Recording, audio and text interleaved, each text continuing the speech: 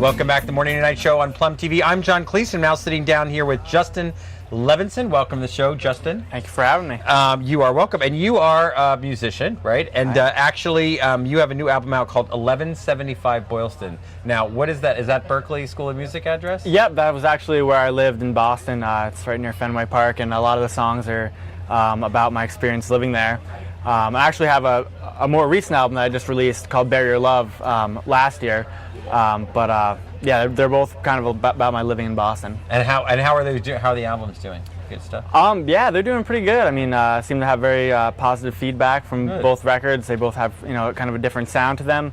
But I feel like the people that liked 1175 Boylston are also liking Bury Your Love, which is cool. But you've also been recognized for songwriting as much as sort of playing, right? So was that what you were doing mostly at Berklee? Was the songwriting? Yep, I studied songwriting at Berklee, and they do it not necessarily like an academic way. It's kind of you can do however you want to write music. Sometimes some people were there to write music for Nashville to pitch people songs. Other people there that just write from the heart. And I was more of the writer from the heart.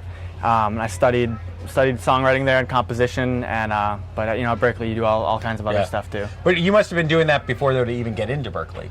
Right? Yep. Yeah, so I was. You have to get your portfolio together before you ever get into that school. Yeah, I had a lot of demos and stuff that I'd done when I was in high school, and listening back to them after being at school, I feel like I progressed a lot, which is great. Cutthroat competition, isn't it? You guys coming out of that school? Yeah, it is. Right? I mean, it's kind of like a dog eat dog kind of world, but people are also at the same time very supportive too. So it's great that we have all the competitive spirit, but when you go and play a performance.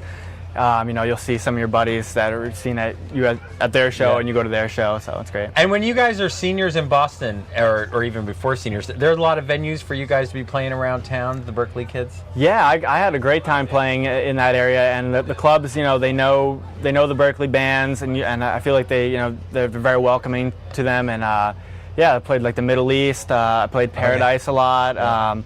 Those are all in Cambridge, right? Yeah, those are all in Cambridge. There's lots of great bars. There's great bars out in Somerville, like Lizard Lounge. I played out before. I had a great time there. Toad, owned by the same people. There's a ton of great places to play in Boston. Such an amazing school. Now, when you were going to Berklee, was there any other music school that you looked at besides Berklee? I got accepted into McGill actually in Montreal, and I was going to go there and study classical and jazz music there.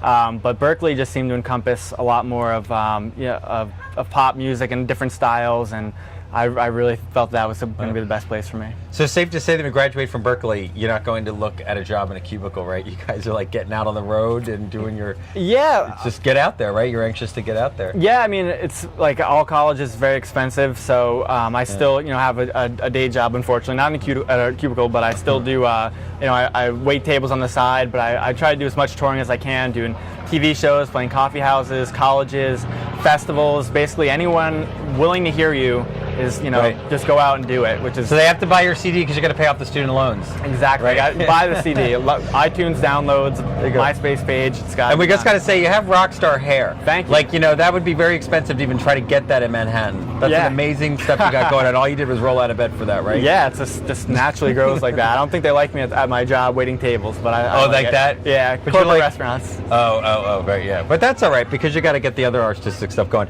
And I should say real quick, you come from a musical family, don't you? Yep. My dad's a music teacher in Vermont, and he has lots of students in his area, and so I grew up with music in my household my entire life, and he's played with a lot of great musicians, and I very influenced by my father. Did you get gigs up at Burlington? Did you play up in Burlington sometimes up there? Yep, I play in Burlington quite a bit.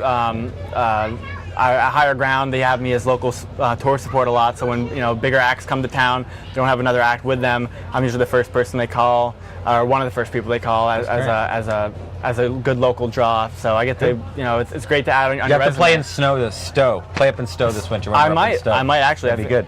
All right, well, when we come back, we're actually going to bring Tina back, and then we're going to get to hear a couple of songs from you. So excellent. Thanks a lot, Justin. I appreciate it. Look forward to hearing from you. All right, stay tuned. Much more to come here. Morning and Night Show, and Plum will be right back.